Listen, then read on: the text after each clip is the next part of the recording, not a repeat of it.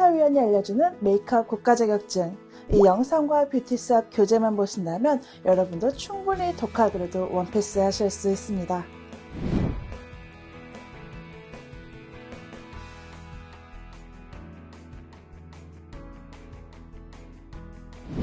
안녕하세요.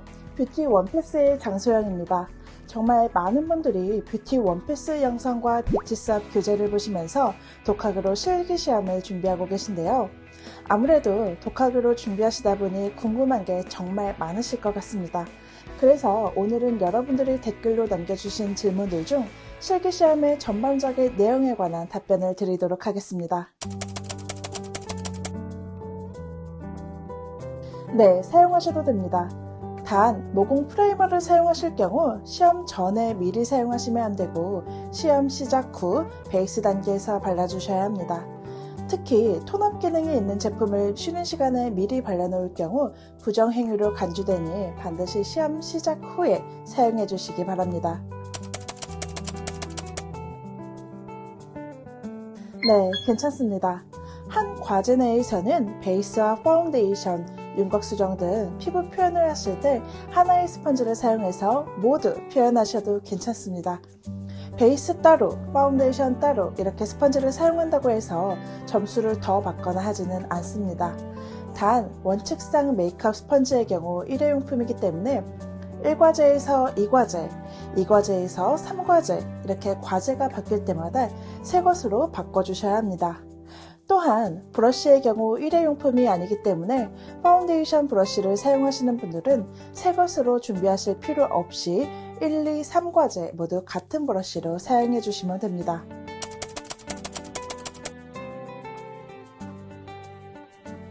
제가 예전부터 여러분들에게 계속해서 강조했던 것이 있습니다. 바로 실기시험에는 피부가 좋은 모델을 대동하라는 것이었는데요. 예를 들어 한복이나 한국무용같이 커버력을 요하는 과제에서 모델의 붉은 여드름 자국이나 잡티 등을 제대로 커버를 안 했을 경우 피부 항목과 완성도 항목에서 각각 감점이 될 가능성이 있기 때문입니다. 반면 피부가 좋은 모델을 데려가시면 완성도도 높아 보일 뿐만 아니라 피부 표현에서 시간을 좀 더 단축시킬 수 있습니다. 그래서 모델의 경우 되도록 피부가 좋은 모델로 데려가시는 게 좋습니다. 전국에 있는 모든 시험장에는 공개 문제가 프린트되어 있는 파일이 각 책상마다 한 개씩 구비되어 있습니다. 시험이 시작되면 모델은 이 파일을 들고 있어야 하며 수험자는 모델을 들고 있는 공개 문제 파일을 보시면서 작업하실 수 있기 때문에 만약 중간중간 기억이 안 나신다면 해당 프린트물을 보시면서 작업하시면 됩니다. 프린트물을 보는 것은 점수와는 아무런 상관이 없기 때문에 편안하게 작업하시면 될 것 같습니다.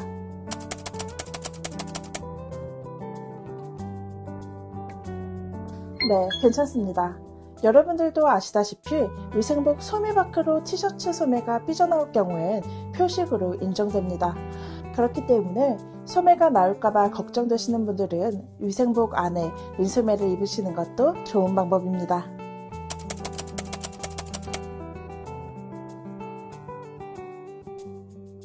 인조속눈썹의 경우 원칙상 일회용이기 때문에 과제가 끝나고 나면 위생봉투에 버려주시면 됩니다.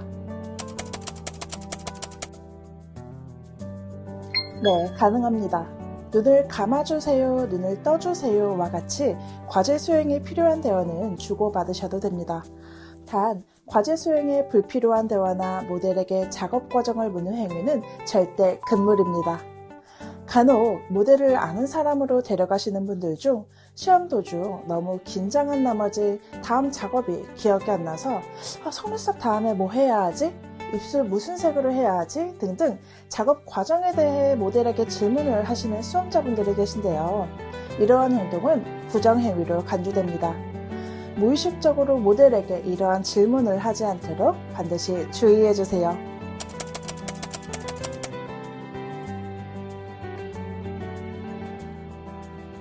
하이라이터나 쉐딩 등의 제품을 부위별로 도포하기 위해서 손가락을 사용해 찍는 것은 감점 사항에 해당하지 않습니다.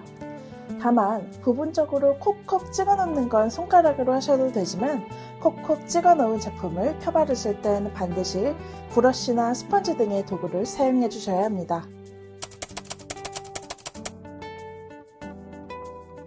인조 속눈썹은 위생 관련하여 1회 사용이 원칙이기 때문에 시험 때는 반드시 새 제품으로 가져가셔야 합니다.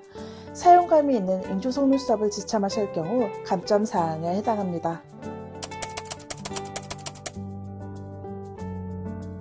메이크업 베이스나 파운데이션 사용 시에는 제품을 덜어 넣을 팔레트가 필요한데요.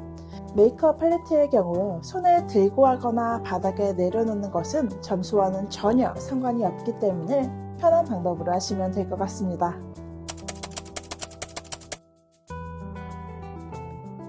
(5초를) 남기고 끝내셨든 30초를 남기고 끝내셨든 주어진 시간 안에만 끝내셨다면 감점이 되거나 하지는 않습니다.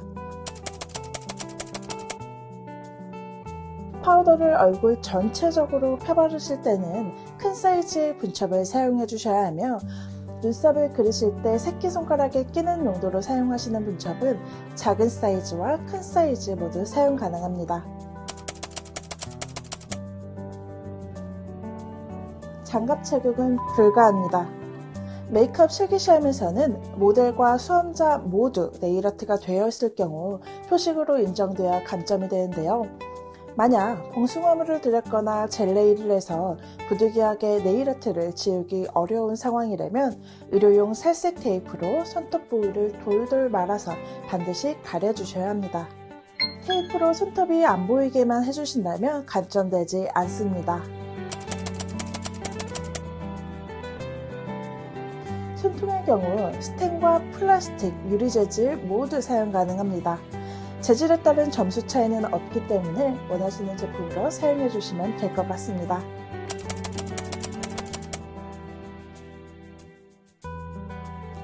시험장에 있는 의자와 테이블은 임의로 이동이 불가합니다. 때문에 왼손잡이일 경우 세팅 방향은 그대로 하시되 모델과 수험자의 위치만 바꿔서 앉아주시면 됩니다.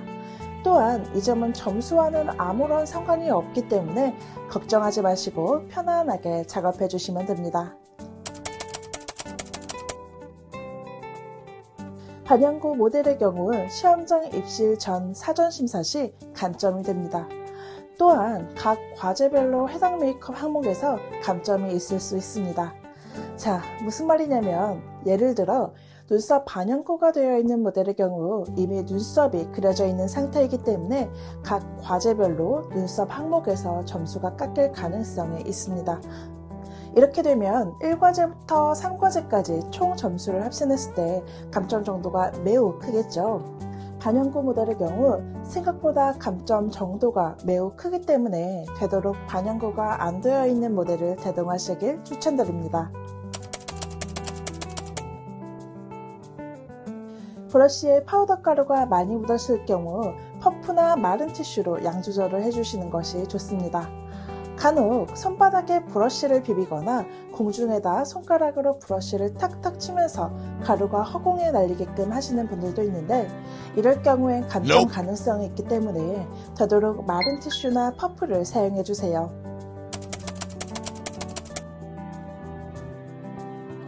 네, 마스카라의 경우 노인 과제를 제외한 모든 과제에서 해주시는 것이 좋습니다.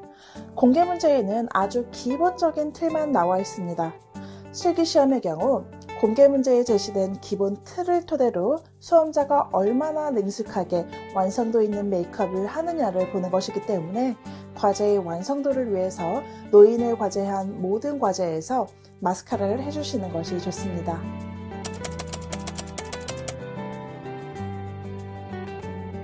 네, 가능합니다. 단, 사용했던 제품처럼 보이면 안 되기 때문에 가지런히 잘 정돈해서 원래 새 제품인 것처럼 보이도록 가져가시기 바랍니다.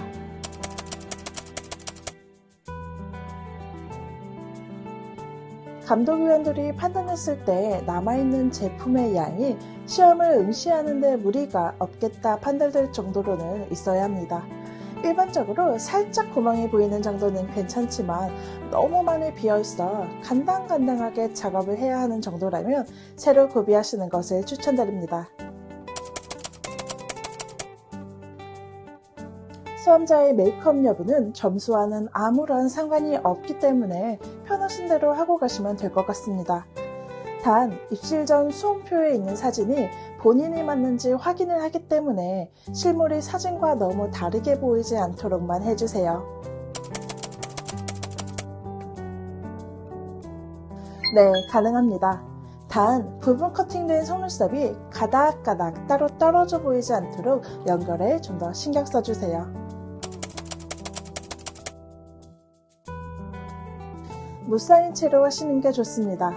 과제 채점 시 모델이 눈을 감은 상태에서도 채점을 하게 되는데요. 쌍액이나 테이프를 사용하셨을 경우 눈을 감았을 때 아이 메이크업이 자연스럽지 못하기 때문에 오히려 감점 가능성이 있습니다.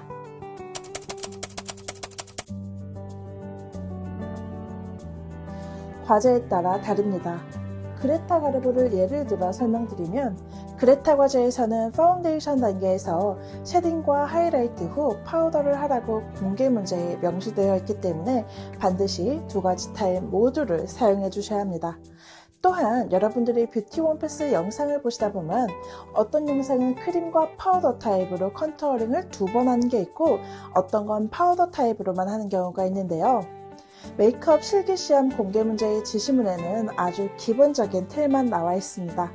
이 기본적인 틀을 토대로 수험자가 얼마만큼의 테크닉을 고사하여 제시된 과제를 완성할 수 있는지, 그리고 메이크업 아티스트의 실력을 충분히 갖추었는지를 평가하는 것이 시험의 목적입니다. 그렇기 때문에 컨투어링의 경우 메이크업 과제 특성별로 다르게 해주시는 것이 좋습니다. 각 과제별로 컨투어링을 어떻게 하는 게 좋을지는 뷰티 수업 실기책과 업로드된 영상들에서 확인해주세요. 브랜드 로고는 가리지 않으셔도 괜찮습니다. 간혹 파운데이션이나 파우더 뚜껑에 있는 브랜드 로고를 검정 테이프로 가리고 오시는 분들이 계신데 가려도 상관없기는 하지만 가린다고 해서 점수를 더 받거나 하지는 않습니다. 수험자가 본인의 제품임을 표시하기 위해 제품이나 브러쉬에 임의로 스티커를 붙이거나 매니큐어를 바르는 경우가 있는데요. 이러한 경우 모두 표식으로 인정되어 간점이 크게 됩니다. 또한 요즘은 브러쉬에 본인 이름이나 소속을 레이저로 각인하는 경우가 많은데 레이저 각인도 표식으로 인정되기 때문에 시험장에 가시기 전 제품에 스티커를 붙이거나 레이저 각인을 하지는 않았는지 꼼꼼하게 체크해주세요. 인조 속눈썹을 못 붙였다고 해서 미작으로 처리되지는 않습니다. 다만 아이 메이크업 항목과 완성도에서 각각 감점이 됩니다. 모델의 피부톤을 아신다면 모델 피부톤에 맞는 색상으로 한 개만 세팅하셔도 괜찮습니다. 타이머는 부정행위로 간주되기 때문에 절대로 사용하시면 안 됩니다. 또한 수험자가 개인적으로 지참한 시계 역시 사용 불가합니다. 모든 시험장에는 시계가 구비되어 있습니다. 간혹 시력이 안 좋아서 멀리 있는 시계가 잘 안 보이시는 분들이 계신데요. 만약 시험 도중 몇 분이 남았는지 시간이 궁금하실 땐 조용히 손을 들어 관리감독위원에게 시간을 물어보시면 됩니다.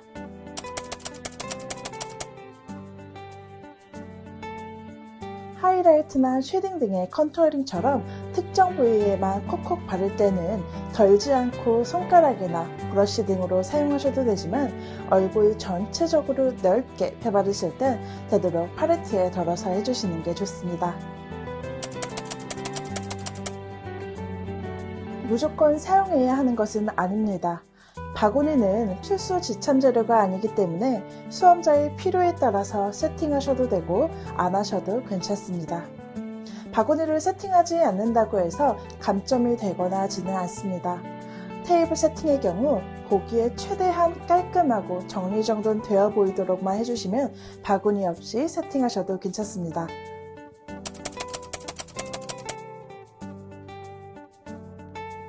손에 들고 하시거나 테이블 위에 올려놓는 것 모두 상관없습니다. 단 사용한 휴지는 사용 직후 바로바로 위생봉투에 버려서 테이블 위와 수험자의 손이 항상 깨끗한 상태가 되도록 유지해 주시는 것이 매우 중요합니다.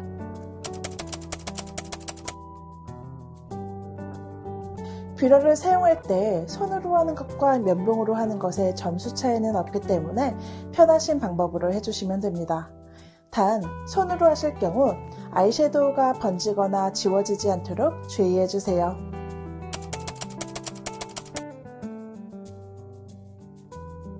브러쉬를 2-3개 정도 들고 하시는 건 괜찮지만 그 이상을 손에 쥐고 하실 경우 숙련도가 좀 낮아 보일 수 있기 때문에 되도록 피해 주시는 것이 좋습니다.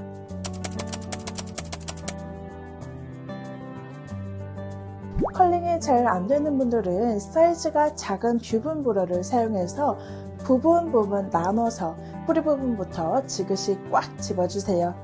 그럼 풀사이즈의 뷰러로 했을 때보다 속눈썹이 훨씬 더 잘 올라갑니다. 모델의 모발 색상은 점수와는 전혀 상관이 없습니다. 단, 탈색 모발이나 밝은 컬러로 염색을 해서 눈에 띄는 경우 헤어 터번을 넓은 것으로 착용해 주셔야 합니다. 자, 여러분 이제 궁금증이 좀 해결되셨나요? 아무래도 독학으로 메이크업 실기시험을 준비하시다 보면 이것저것 궁금한 게 정말 많으실 텐데요. 뷰티 원패스 영상과 뷰티 수업 교재로 공부하신다면 여러분 모두 독학으로도 충분히 원패스 하실 수 있습니다.